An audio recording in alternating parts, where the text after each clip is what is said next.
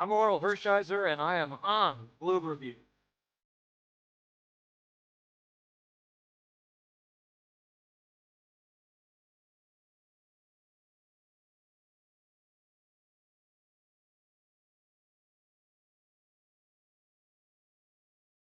Hey, this is Sean Green. You're watching the Blue Review. No, no, no. I don't. What is your? I Ah, don't it's like you don't bendy because the I NL don't. lost, but Robo. Yeah, we definitely can't do any. We can't do any Eh. lasers because the National League they were terrible offensively yesterday. Anyway, I guess it's technically a loss too because Dave Roberts was the manager. So yeah, yeah, it's all bad. yeah, Welcome everybody to the Blue I mean Review on a bad Wednesday is morning, relative. presented by LAX. Yeah, that's true. I'm Marcus Grant. That is Greg Bergman, and of course you haven't figured it out. Talking about the All Star game yesterday, the National League pretty much fizzled. Christopher Sanchez gave up runs in the first inning, and that was pretty much all she wrote. The AL went on to a 4-0 win over the NL. I believe it was the first shutout in an All Star game I think I heard in like 14 years or something like that. Oh It had wow. been a while. Yeah. Not only Yeah, that, like the Christopher Sanchez gave up the three in the first inning, and then the offense just stopped until the yeah, second inning of was it the eighth inning for Robleski? Yeah. yeah, Besides yeah. that, there was no offense whatsoever. There was like a hit here, there. The National League had one hit, and they got it, or like early on, and that was all that she wrote. They got a couple hits later on, but that was not an exciting offensive game, to say It the was least. not. And I wouldn't call it the most exciting pitching matchup either. There was, cool. It was a No, game. It was a game. it That was was it maybe the was worst All Star game we've had in a long time because it was really, in a really good while. last year. Yeah. Yeah, there was really nothing to speak of in the All Star game No. yesterday. We'll talk about maybe a little bit of it in just a bit, but first I want to let you know the Blue Review is powered by LAX. What does it take to build a champion? Well, at LAX, it takes round the clock testing. Skylink is being perfected right now to connect you to the airport, the new rental car center, and the metro in under 10 minutes. For more information, visit lawa.org/ESPN. The one bright spot, I guess, from the All Star game, Justin Robleski got to pitch on Yeah. his 26th birthday in the All Star game, and first struck out the side in the first inning that he pitched. Struck out two in his second inning of work, although he did, as Bear in the comments mentioned, he found contact. it was Greg. It was loud contact. Yeah, yeah, it was contact of a very high level for Miguel Vargas. As soon as he hit it, you're like, oh, that thing is just out of the park. It was crazy, but good for Miguel Vargas. First of all, the fact that the former Dodger makes the All Star team, and from after having Yeah. a great year, he couldn't figure it out with the Dodgers. They ship him off to the worst place he could possibly go to, the Chicago White Sox, and the worst team in baseball, who've turned it around this year, and a lot because of him, how good he has been. So it was totally deserved for him to be an All-Star, and for him to hit a home run in the All-Star game too. Good for him. But Robo was. He was pretty much dominant. Besides that, 5 strikeouts, and it was under 30 pitches too in 2 innings. Yeah, no, he looked really really good. It's funny because it was a Dodger slash former Dodger filled All Star game because you had the Dodger starters with Muncy and Freeman and Pajes. You had Robleski who got to pitch last night. You had Miguel Vargas, former Dodger, who hit the home run. You had Cody Bellinger, former Dodger, who wins the All Star MVP award. So. It was just Dodgers just littered everywhere in that. In fact, I don't know if you saw the clip. I know you weren't around watching it maybe intently, but they had Pete Crow Armstrong mic'd up when Oh Vargas boy. hit the home run. And so I he's saw the like home run. I didn't hear talking. it though. So, like Joe Davis, John Smolter asking him questions right when Vargas hits the ball. And like PC in the middle of a sentence is just like talking like, oh yeah, oh God. And he just watches the ball go because it Yeah. was a no doubter off the bat. So Yeah. yeah, that part was funny. Yeah, I missed that. But like Otherwise, the Cody Bellinger it was part of okay. it, Marcus. Yeah, Cody Bellinger part of it. Can we like? is that how bad this All-Star game was? No offense to Cody Bellinger. He got a hit in the first inning that scored a 2-run single in the first inning. That's your MVP. That's what it gets to. This is what's giving you your All-Star game MVP. A little flare single and up the middle for 2 runs. Like, come on, man. I get it. There was 2 outs, but that's your MVP. Like, I guess he did the most in a 4-run game. He's rove in 2, but man, nothing was better than that. That's kind of crazy. That's kind of how things went last night. I will say this: my only little last piece of analysis on this is that analysis. If this All-Star outing, does something to kind of bring Christopher Sanchez down for the second half of the season, I'm here for that. If this is the beginning of him just sort of falling apart in the last couple months of the season, I'm fine with that part too. Well, I think I heard, because I don't follow Phillies baseball as much as the next guy, but from what I heard on the broadcast, I think I heard it right. He in his last 2 games gave up like 20 hits. He went into the All-Star break stumbling. So as the starter, I get why he was a starter, and I get that he's been a great pitcher, but he's been having a rough last couple of outings, from what I understand. I'm trying to get the log up. I'm looking at it right now. July 11th against the Tigers, went 7 innings. He only gave up 2 runs, but on 10 hits. Yeah. And then July 6th against the Royals, gave up 9 runs in 3 1/3 and allowed 12 hits in that one. So yeah, he has been quite hittable in his last few outings. So all right. Yeah. All right. That could also. Detroit, I think, we could probably talk about that if you want. Detroit has been super hot all of a sudden, and they're only 3 games back in the wild card, I believe. And that could mean that Tarik Skubal, who we talk about all the time, is that the guy that the Dodgers are going to bring over here? Is he going to move? I think they still probably do move him because they screwed him over with his arbitration. Or they just try and keep him to get one last run out of him and be like the Angels when Shohei Ohtani and not move him. But and let him walk for free. But I don't know what they do with him. What do you think they do with him if they are going into the All-Star break kind of hot? That's I have a sneaking suspicion that they're going to try and ride this out. That they're going to try and see what they can do, how far they can get with Skubal, because that was supposed to be the big thing this year, right? They were really going to make a run at it last year's playoff run. That, hey, let's see if we can load up. Let's see what we can do for one season. Hope it works out. And I think, maybe again, you mentioned how they treated him during his arbitration hearing.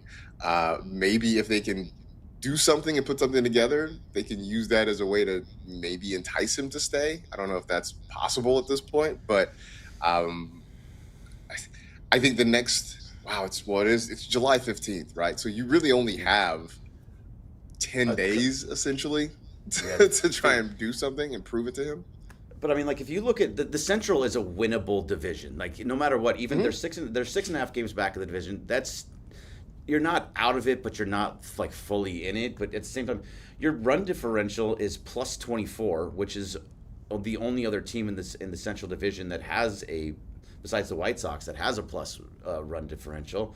You go in hot. If you play really well up until that maybe like 5-6 days before the trade deadline, which I believe is August 3rd this year because it's the Monday, then that means if you make a little bit of run here, he may not move, and that is really going to change for a lot of teams around here. Like it makes a lot of difference. You better. It also puts him in like, we don't have to move him mode. You better give up a ton because we're kind of in this. Yeah, I think that may be the biggest part of this is that they do still move him, but the price goes way up, and then it becomes a little game of chicken to see who's willing to pay it. And we know Andrew Friedman's not going to overpay at the deadline for pitching. But, is somebody willing to give up the farm essentially to get a guy that may or may not re-sign with you in free agency when this is all done? Like, how much is it worth for the potential of a 2-month rental for a guy? If you think he can help you win a World Series, maybe in the end it's worth it. But this becomes really interesting because to your point, 2 weeks ago, it seemed like the Tigers were sort of dead and buried, and it just seemed like Skubal moving was a no-brainer. Now they got real decisions to make in Detroit about this whole thing. So Yeah, Buster we'll only see. Buster only tweeted earlier about an hour ago. The Tigers are 22-14 since the start of June. That's a 99 win pace. They're 3.5 games back in the race for the AL for the third wild card. So they're right. They're right there. That is something that to really watching. If we're gonna, I mean, we watch the Dodgers every day, obviously, but really watching the Tigers to kind of see what's going to go on there, that's kind of fascinating because they are in such a weird mode. I continually go back to the Angels and not moving Shohei Ohtani. I mean, you did this to him. You wanted to give him $18 million in arbitration or $19 million, and he wanted 32. And there's no middle ground that gets done in arbitration, so he got $32 million for a year. That puts something into your brain. But you saw what he did too. Like he had the loose bodies in the elbow, made it back super fast. Now pitching for him, pitching well. It's a fascinating part of what's going to happen over these last 2 weeks, and especially for guys that are looking for pitching. Which is a lot of teams, right? Every team can use arms, and literally every team could use an arm like Tarik Skubal. It's just whether or not the price is going to be right for it. I think that's going to be the big question going forward. But I guess that does make for an interesting dovetail into the conversation, because yesterday we spent a lot of time kind of looking back at the first half of the season. Today feels like a good day to sort of look ahead to the second half of the season and what we anticipate. And so I guess let's start with the fact that the trade deadline is quickly approaching in a couple of weeks. And I know we've kicked this topic around a lot, but here we are again. Is there any real spot of need for the Dodgers? Anything that they really need to pursue coming up at the trade deadline? Or is it just as simple as like, let's just get healthy and get all our guys back? I mean, I really hate the saying because I know this is what if it feels like this is what the Dodgers say every single year, but getting healthy is kind of the trade deadline for them. I mean, it's Blake's. I hate this is such a stupid thing to say, but Blake's. If you got at the trade deadline, Blake Snell, Tyler Glasnow, Will Smith, and Edwin Diaz at the trade deadline, I think you won that trade deadline, and that's essentially what you're getting back at the trade deadline. I mean, it's going to be some a little bit early, some a little bit like right around it, but at the same time, those are the four guys. That's a elite level position player, two elite level pitchers, and one elite closer or a relief pitcher. Like, I don't really know what else you could be really asking for. And you're just healthy all the way around. Tommy Edmonds playing well. You can move guys in and out of the outfield, but you're kind of set at your outfield where it's, Tucker and then Pages and Teo. But Teo's even looked better than he did, especially defensively, just looks a little bit quicker. I just don't see any necessary move. And now, knock on wood, because something always happens, and they'll get something, but backup catcher that's going to be in the minor leagues. It's crazy. Yeah, I mean that's sort of the thing, and I know Travis Rogers has talked about that. Maybe they go out and try to find some catching help, somebody to kind of be a stopgap. Because remember last year, part of the reason that we know the name Ben Rortvedt is because there were injuries at catcher, right? I mean, you had Dalton Rushing nicked up, you had Will Smith a little bit beat up, and so we got to learn about Benny Biceps, and then this year with Will Smith not around for a while, we've seen Chucky Robinson and Eliezer Alfonso. We have learned that of all the places in the minor league system where the Dodgers are deep, catcher is not necessarily one of them. But I also do wonder, do you do that at the trade deadline, or is that a thing you try to shore up in the off season? I mean, I don't know. I guess it depends on how far away you think Will Smith is. I do agree they need catching help, but I'm also wondering, is it something that you feel like you have to do right now? Or you just wait for your guys to get ready, and then you can address that, in the winter, whenever teams are going to be available and able to make off-season moves, depending on what happens. Stoppage, I guess. Yeah, depending on what happens. I mean, there's a lot of different areas there. I think you got it nailed it on the head with it depends on what's going on with Will Smith. If you think that Will Smith is fully actually injured and badly injured or not going to make it back at some point, you have to make a move, and it has to be for a high-level catcher.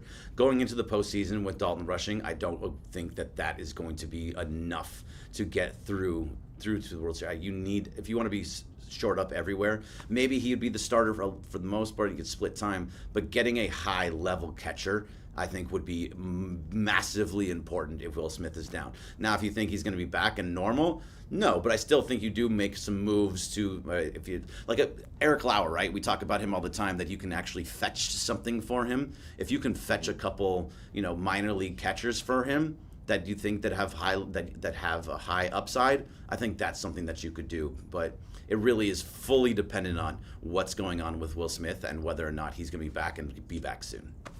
Yeah. Last I heard, I think he's hoping to start baseball activities soon. I don't know. It just seems really nebulous. It feels like a typical Dave Roberts medical evaluation where you're never really sure what's happening. So I'm looking right now. Timeline still remains unclear now. So yeah. This is for a guy who originally wasn't it just that he slept wrong? Wasn't that the original report? He slept wrong, and that's why he needed a couple of days off. Yeah, it's so funny too because Dr. Clapper was on with Mason in Ireland right before I went on with them for my Boys in Blue report with them, and he was upset that people were saying that it was. They're like, no. He's like, this is not because he felt. I don't think that's funny. It's like, whoa, I don't think anybody was joking about it. But at the same time, I think Dave. I think he looked at it as Dave was just kind of like, oh yeah, I just kind of slept on it, funny, and he was upset by it. But either way, that was the original thing that Dave said, and we take everything with a grain of salt. But at the same time, it's been over a month, and it's been quite some time, and we don't know when it's going to get better. So those are the two things that, like the Skubal stuff to watch with Detroit in these next 15 days, and Will Smith in these next 15 days are also extremely important to watch.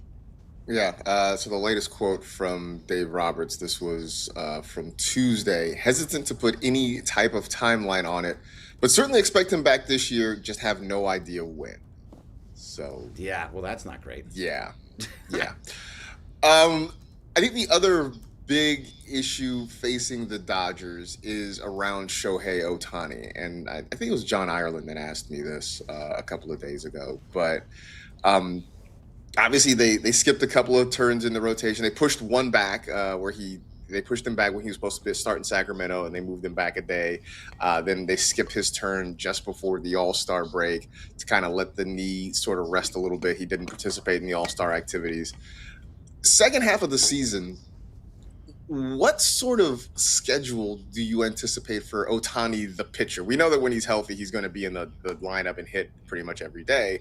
But in terms of Ohtani, the pitcher, knowing they want and need him in the postseason, but are trying to sort of load manage him through the last couple months of the year, do we see him skip more starts between now and, say, the end of the regular season? I think that really will depend on him. I think we found out, and I think it's the right way to go about it. Whatever Shohei wants, Shohei's going to do. If he wants a day off, he'll get a day off. If he wants to keep pitching, he will. I think it really depends. Like, he got the knee drained, right? So as long as he's good. They said before the All-Star break, again, what the Dodgers say and what they actually mean and do is two different things. But the fact is, they said he's not expected to miss any scheduled starts. I don't think he does miss starts. I think he got essentially 3 weeks off, like you're saying. Like, he gets essentially 3 weeks off to pitch again. That should be enough time to get himself all figured out, let the blister heal a little bit, let his bicep heal, get his knee drained, everything, so he's ready and set for the rest of this regular season and postseason. So I think he's going to pitch on his regular once-a-week schedule. I think. What do you think? The fact that we know the Cy Young is just gone, that is not a thing. He has no chance at it, blah, blah, blah. Does that make him pitch easier? Or he's like, all right, I don't have to think about this. I'm going to just go out and pitch? Or is it kind of like a disappointment? I mean, I'm sure in his mind it's a big disappointment, right? Again, he's going to settle, air quotes, for the MVP Oh, this year. poor guy. You know? Right, exactly.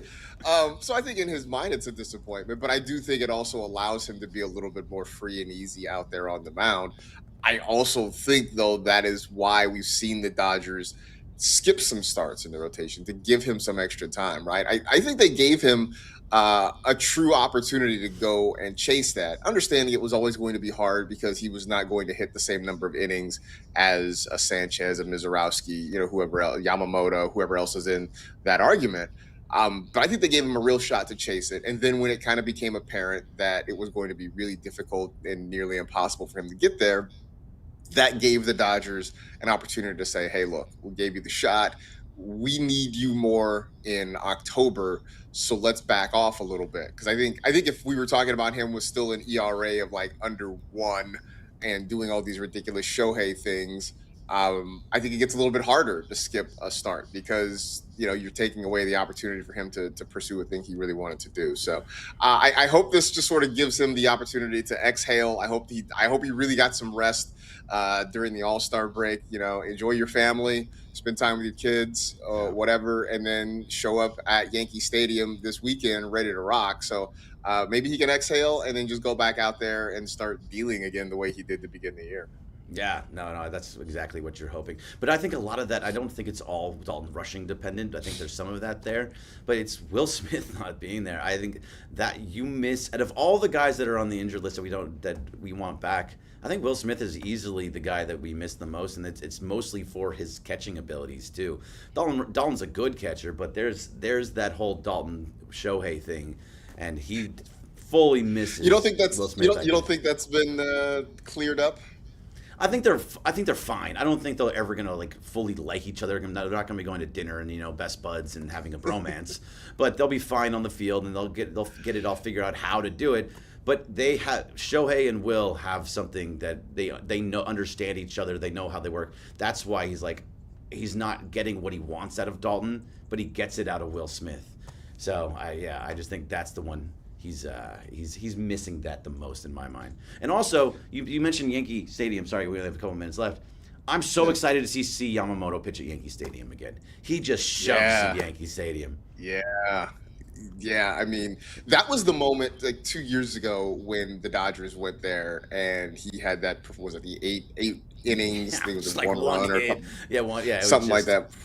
Whatever it was, that was the moment that I knew the Dodgers had a guy. They had a dude when he went in there and did that. So, and then to do it again in the World Series, go and shove. Yeah, I'm looking forward to it. I would imagine folks in the Bronx have long memories and they're going to be ready for it. But I'm here for it. I can't wait to see that. That's going to be so much fun for sure. Yeah, I love watching Yamamoto pitch, and you're right. That was the moment for him that we all just went back. Oh, okay, he likes the bright lights. And, and if there's anybody that's proved that, I think Yamamoto has totally approved that he likes the bright lights.